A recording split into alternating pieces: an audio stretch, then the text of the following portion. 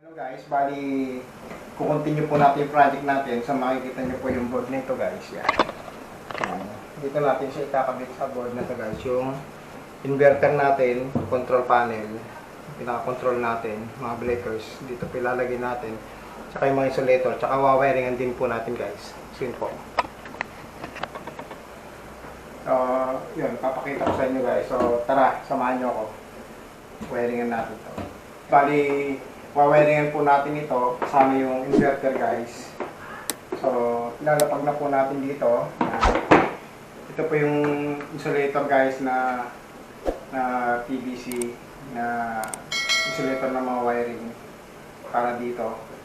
So pinutol-putol ko na po siya, sinet up ko na para hindi siya matagal. So depende po sa inyo sa design kung ano gusto niyo design ng pagkakagawa ng board nyo, control panel board. Now, bali set up na po natin itong panel board. Yan. So dito sa akin kasi dito ko ilalagay sa bandang baba niya. Tapos yung inverter dito guys sa taas. Yan ang magiging setup po guys. Yan, ganyan siya. Now, tapos ito po yung mga pinutol-putol ko na ano niya, insulation. So ito dito. Ganyan po magiging setup ko guys. Yan.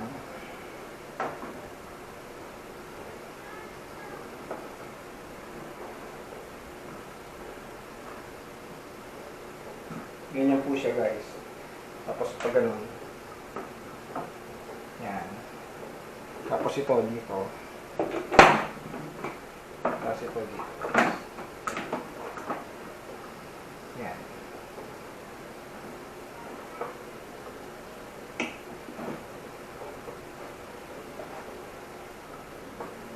Yan ang setup ko sa akin.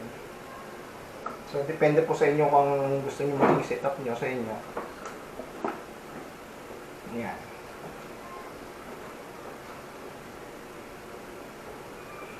Gamitan ko ng pang metal screw.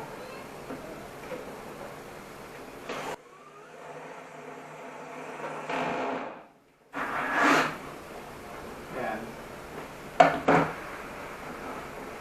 So yun po, bali pagtapos po niyan, tuturong rin po natin ito ng box para hindi na siya gumalaw. Pero bago nyan guys, bali iset up na rin natin itong cable tray para hindi na rin siya gumalaw. Yan. Yan po, bali iset up na po natin ito. So ito tornilyo nyo rin ito guys.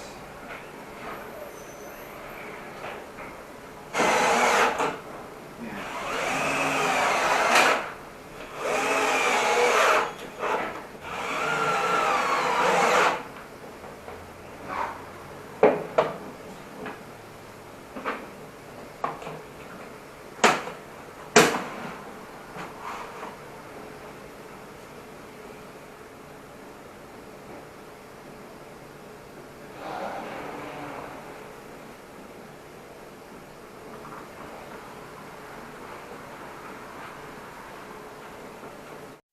So yun guys, bali naikabit na rin natin itong PVC na cable tray.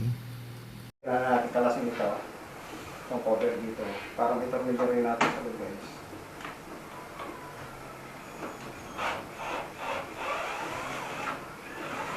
Yan, maliliit po yung tornilyo nyo guys. So ingatan nyo lang, huwag nyo iwawala.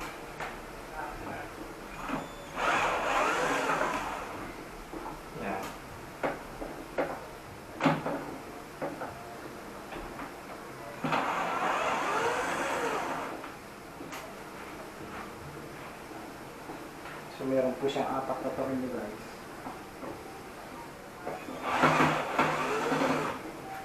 Okay. Yan po. 4 na tornilyo nga. Para mabuksan ito. So yan.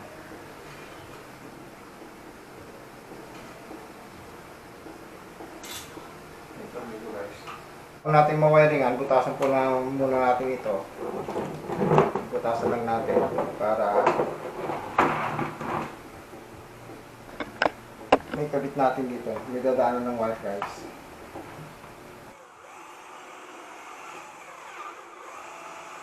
So yun guys, nabutasan ko na rito. Yan. So dito naman sa tagiliran guys, yung butasan ko. Para dito naman siya. Gaano ng out.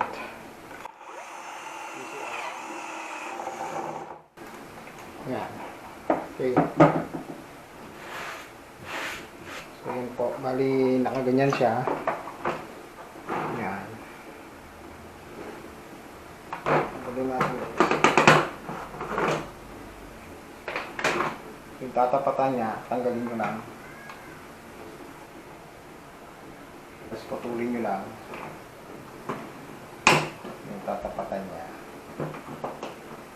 Tinapatan ng butas guys, putulin nyo lang.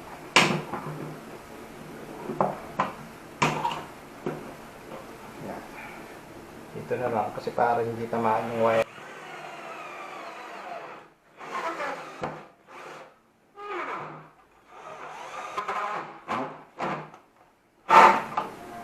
Yan. Okay. Pag magpo-connect kayo nito ng AC in tsaka AC out, kailangan huwag kayong magkakamali dun sa paglalagay nyo guys. Diba, grid. Ito yung galing sa grid. AC in siya, tapos yung out niya, yung papunta dun sa breaker ng going to ATS guys. Now, tapos bumili tayo ng flexible guys, tsaka connector para dito. Diyan natin isusuot para maayos yan tignan. So, tanggalin lang ito.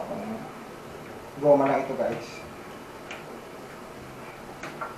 Ayan. So, natatanggalin guys. Tapos ito isusuot nyo ito. Tsaka i-rolostas nyo. So, may nabibili rin sa online nito guys. Itong connector na to.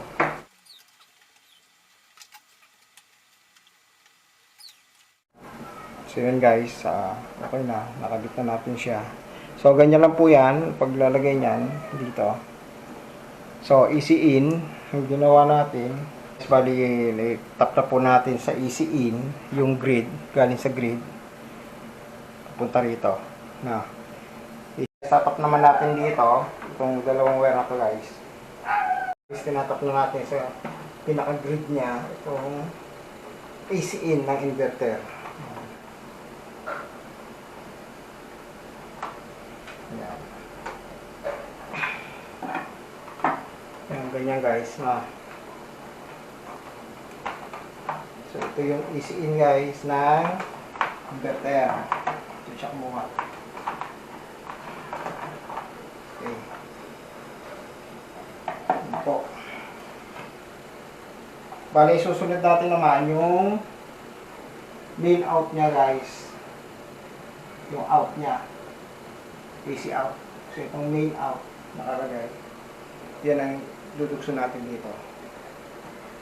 No. Main out papunta rito. Okay.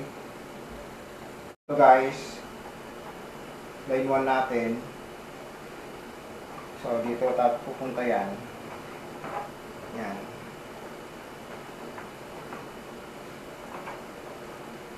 Tapos ito dito po. Lalagay. Yan. Okay.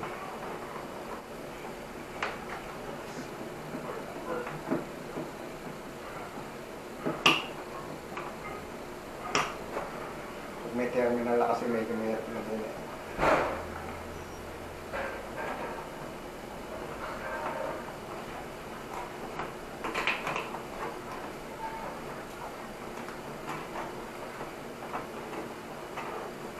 Yeah. Okay. Saka natin lagyan ng terminal. Guys, bali na lagyan natin ng connector. Ito. Connector. Ikalasin lang natin ito. Yan. Lagyan lang natin yung guys. Tapos lagyan natin itong connector. Yan.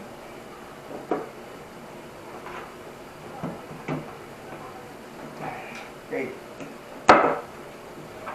Lagyan natin ito. Pasok natin guys.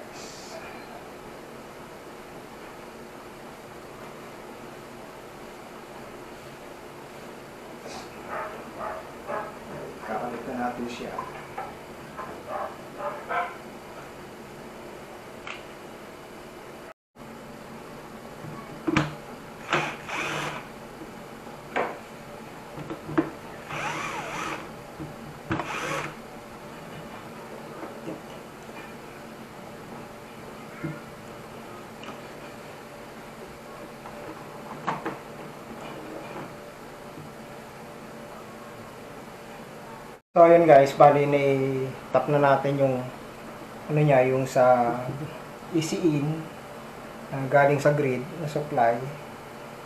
Ayan guys, tumakbo rito. Ayan. Pumunta rito. Tapos yung netap na rin natin po yung main out niya. Ito yung papunta sa circuit breaker ng ano, ng load side. Going to ETS guys. Ayan. So, dyan na tayo rito banda. So, ikakabit natin naman yung battery. Ayan. Po yung guys, yung battery cable na binili natin. So, yun po. So, kakabit na natin siya. Ayan. Kita nyo yun. Doon natin itatap.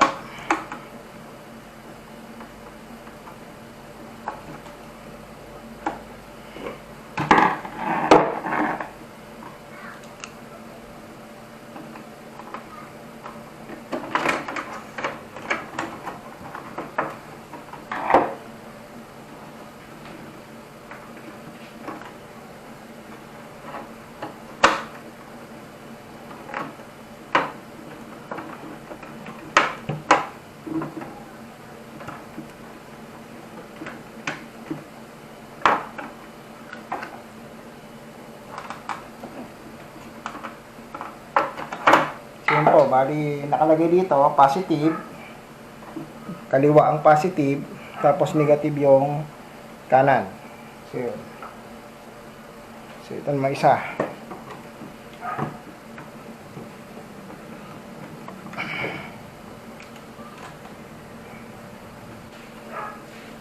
Positive at negative.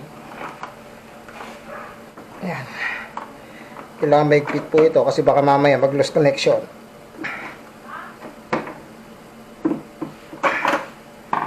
Sunog po yung ano nyo, terminal. Okay. So yan na guys. Tapos dito ay PB-in po na sa bandang kanan.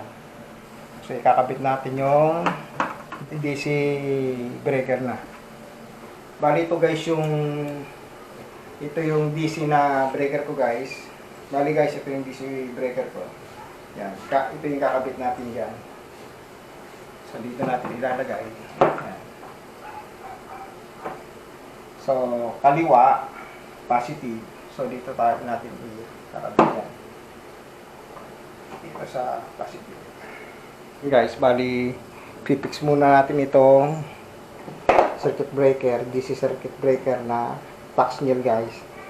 Para dito sa battery cable. Na galing sa inverter. Ang kakabitan po niya guys.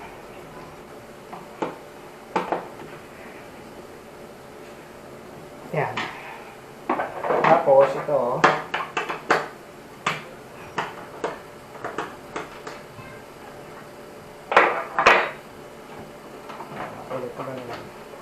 so guys, itong battery cable, maraming nabibili sa online na meron na siyang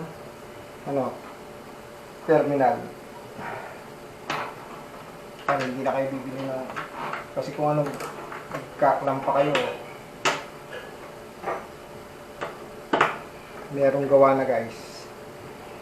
Yung haba na lang ang kailangan nyo dyan na alamin kung gaano ka haba yung kailangan yung kable ng battery.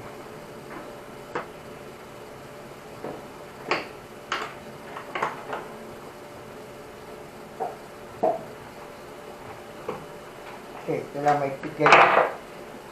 Hindi dapat maluwag yan.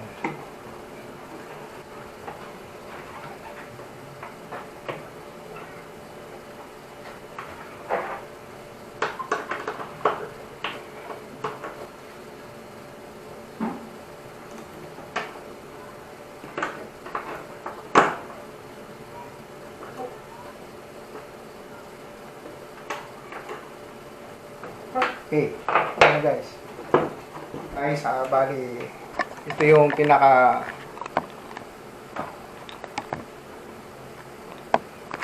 PB wire natin guys. Yan, PB wire. So, ito ay kasama na rin na binili ko sa online guys. 6mm po ang ang ano nito, size. So, dito po natin kakabit yan, guys. Guys, una natin wiringin mo nito, papunta dito. Yan. Silalim lang doon.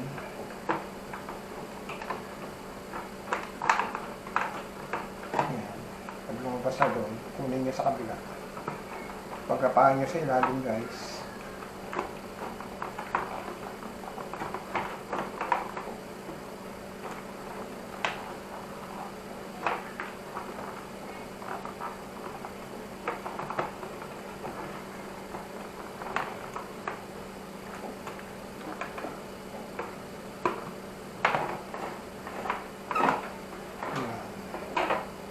Hambang positive, guys. So, ito yung positive.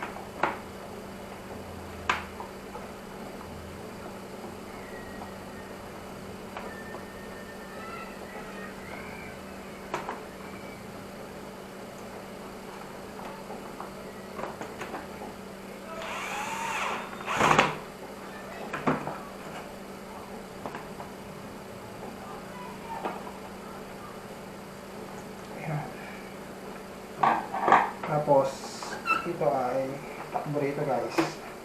Pagkakaan ko sa inyo. So, yung PB wire niya, guys, yan, dito dumaan sa DC breaker natin. Yan. Bali, ang capacity nito ay 32 amps, guys. So, yan. Tapos, pumasok dito sa inverter natin. Ito yan. No. So, ito po siya, guys.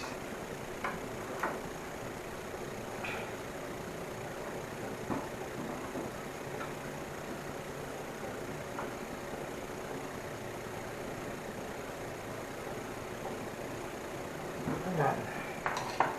Okay. So, yan po. Bali, pumasok lang po rito yan. Tapos itong PB in ng wire, ay wire ng PB panel, dito ang in niya, papunta na dun sa panel yun, guys. Yun po. So yun, guys, bigyan mo lang natin ng terminal, guys, to. So wala akong black na halos kasi laki nito, guys, eh. Kaya red lang din na ang may lalagay ko rito sa kabila, sa black.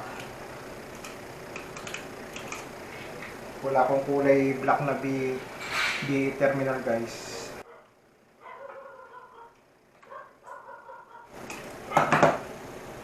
Okay. So ito, dito na ilalagay natin.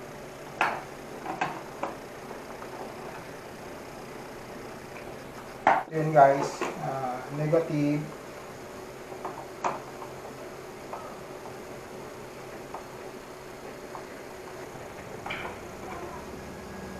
Okay, so yan, guys. So, okay na tayo dyan. Ito yung PB papunta sa panel, guys. Papunta sa panel na itong wire na to. Yan. Punta na sa panel yan, guys. So, okay na. From panel, takbo siya sa DC breaker. Pumunta siya doon, nilalim, tapos pumasok sa inverter, PB in. Positive, negative, guys. Positive, tsaka negative. Okay. Yun po. So, yung mga ganito, check nyo yung mga connection, guys. Baka mamaya maluluwag. Kailangan yung higpitan, no? Kailangan kasi mahigpit yan. Hindi dapat maluwag yan. Para hindi siya mag-init. Okay. Yan. Okay, ito dapat to. Ito naman, sasalpak yung yung grid. Sa grid po ito.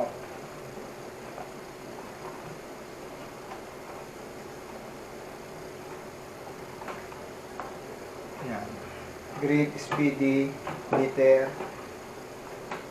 Tapos ito ay extinguisher naman.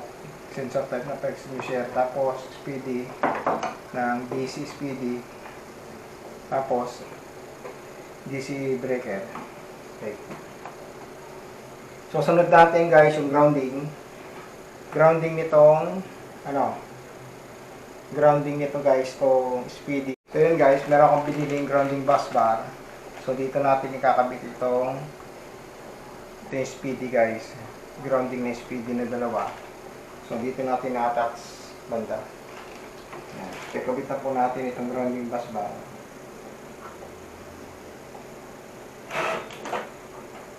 Yan.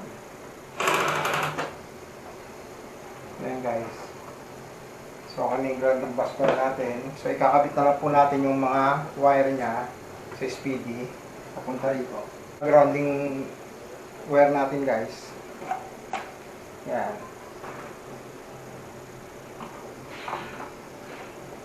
Maligitin nyo dyan guys sa ilalim. Yan. Tapos kunin nyo dito sa kasi pasok nyo rito sa terminal ng speedy. DC speedy guys.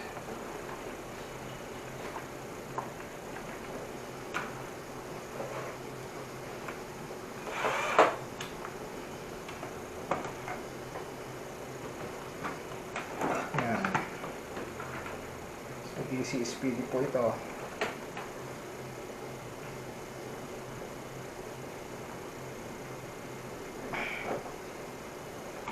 Yan.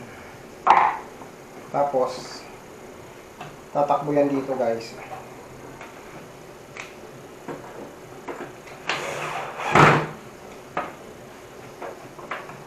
Yan guys. Tapos, yung isa naman doon. Yes, bali, yun nga, ikakabit na natin ito. Yan. Ito yung grounding niya ng isang speedy. AC speedy guys, pinaka-grounding niya. Yan, kakabit na po natin. Yan.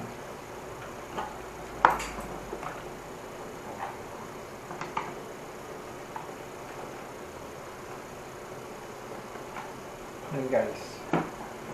Yan yung pinaka-grounding niya.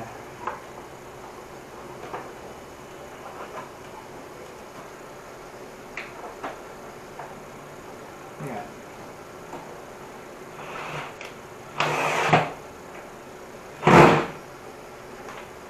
Guys, ikabit na natin yung dalawang grounding ng speedy natin. AC speedy at DC speedy. So ito naman ang pinaka-grounding sa pinaka guys, bali itong kable naman na ito yung kakabit natin. Papunta naman dun sa grounding bar. Sa grounding bar naman po ito.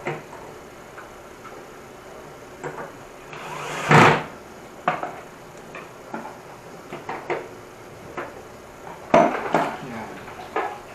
So, ang dal po niyan dito. Babay po yan. Yan, babay po yan dyan. Yan. Tapos pupunta po doon sa gilid.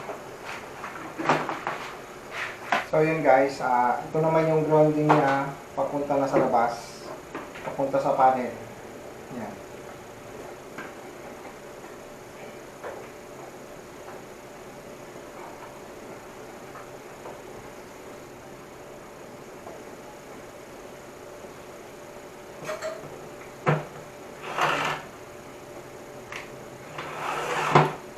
So yun guys.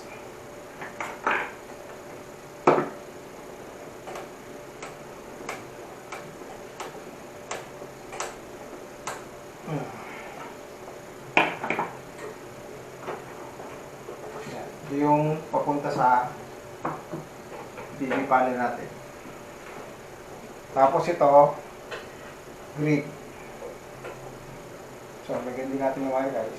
Bali, ayos na. Bali, ito yung sa grid natin. Yan yung itim na yan. Black wire po.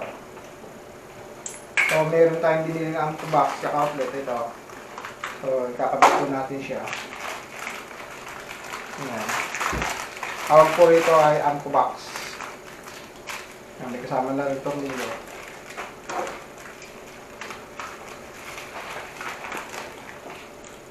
Lasa lang muna natin dito yan. Para sakto yan dito guys. Yan. No. Okay.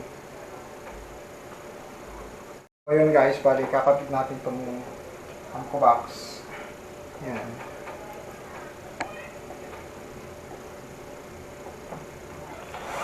Para sa outlet po ito guys.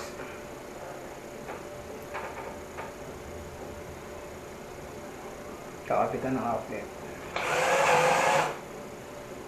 Yan. Tapos, itong outlet guys, kakabit natin sa load side. Dito guys.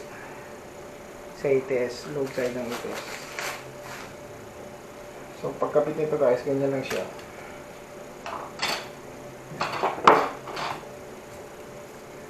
Ganyan lang. So, dito yan. Yung gitna guys, ground yan. So, dito kami magkakabit. Line 1, line 2. So, pagkabit nito guys, yan, touch screw lang. Yan.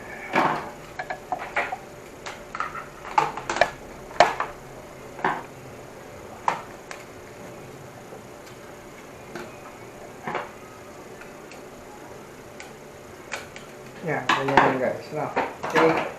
So, tapos, buksan natin to. Pasok natin dito.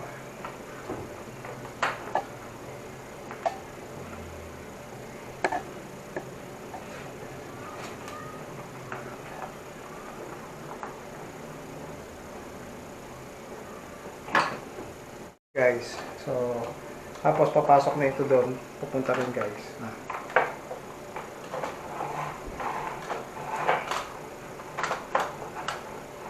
Yan.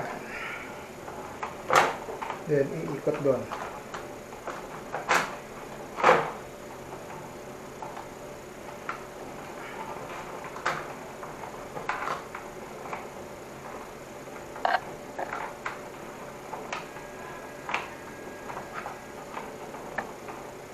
Yan.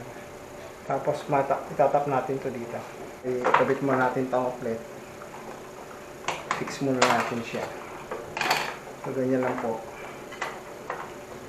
Pagkabit niya.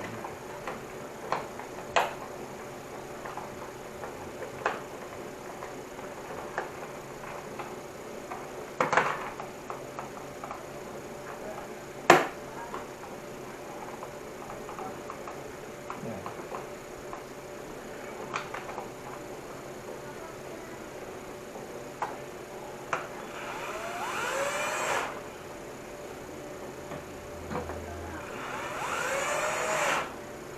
Yan guys. Ganyan lang po guys. Yan. Okay. Tapos, takip. Yan. Tapos ito guys, dito na sa sa road side. Okay guys, bali kakabit naman po natin kakabit na po natin itong sa load side, itong outlet. Yan po. Yan guys na. Okay. Ayan. So yun guys, bali isa na lang kakabit natin yung battery na lang na para sa supply ng battery. Diretso sa battery mismo. Yan. Ito yun guys, mas mahaba siya. Yan. Yung kinabit ko ito mas maiksi. Mas mahaba naman ito guys. Papunta na sa battery mismo. Dito natin ikakabitin guys. Bali, tatanggalin lang natin yung tapat nito.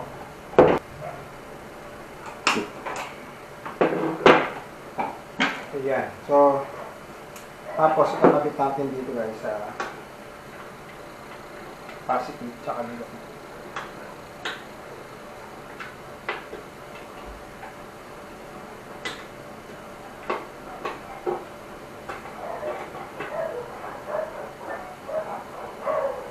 Yun guys, bali kakabit na natin.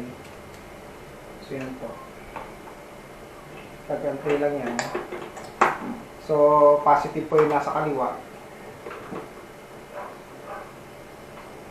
Tapos negative yung nasa kanan.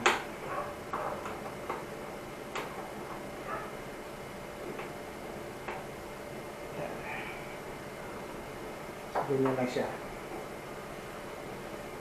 Yung kaliwa, ganun din. Yung negative. So, negative sa taas, negative din dito dapat. Huwag po kayo magkakamali guys pagdating dito sa DC kasi hindi po pwedeng magkabaliktad ang polarity nito. Masisira pong battery nyo guys pag napagbaliktad nyo.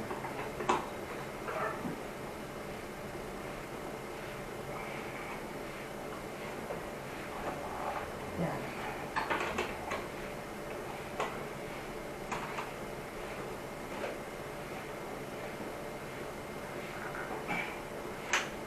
Okay. Yan, ganyan lang yan guys.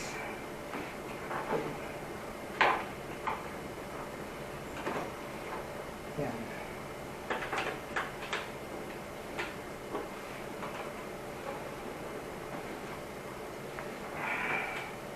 Kailangan po mahigpit ito kasi hindi po pwedeng mag-loose to guys. Iinit po yan. Okay, so dala tayo. Ayun guys, natapos na po natin na i-assemble itong control panel na i-wiring natin dito sa anode.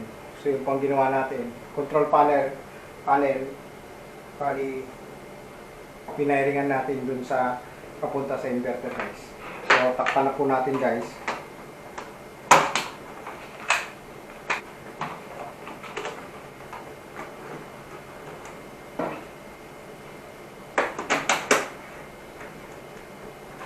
Yan.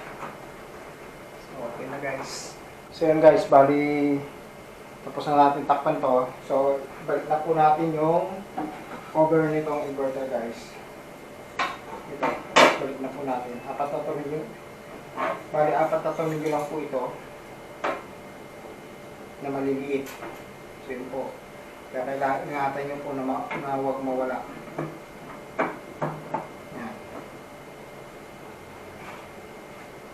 So, maliliit po ng tornilyo guys.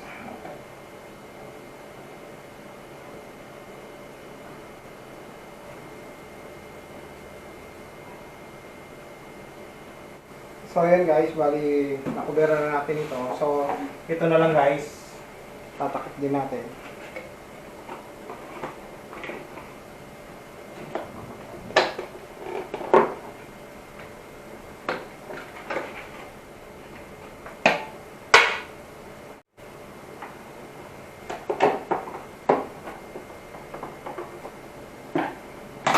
Okay. So, natapos na natin guys. Bali, hindi pa dumarating guys yung order kong battery, kaya hindi pa natin matesting. Nagdadala ko na dyan na yung battery natin. Matetesting na sana natin yung buong panel na to guys. So, sa next video ko na lang po, bali, papakita ko sa inyo activation nito. Bali, natapos na po natin to na i-wiringan itong Honor na 4.2 kW natin para sa solar panel. So next po na gagawin natin ay i-assemble na po natin yung panel natin, yung solar panel natin naman sa bubong guys. Yun po ang susunod natin. Tapos ikakabit na rin po natin ito. Sa ngayon hindi po natin matesting kasi wala pa pong battery, hindi pa po dumarating yung battery ko, kaya hindi po matesting yung pambuhan nito. Okay, so sana may nakuha kayong kalaman sa vlog ko na to. Thank you for watching. Please like and subscribe to my YouTube channel. Thank you.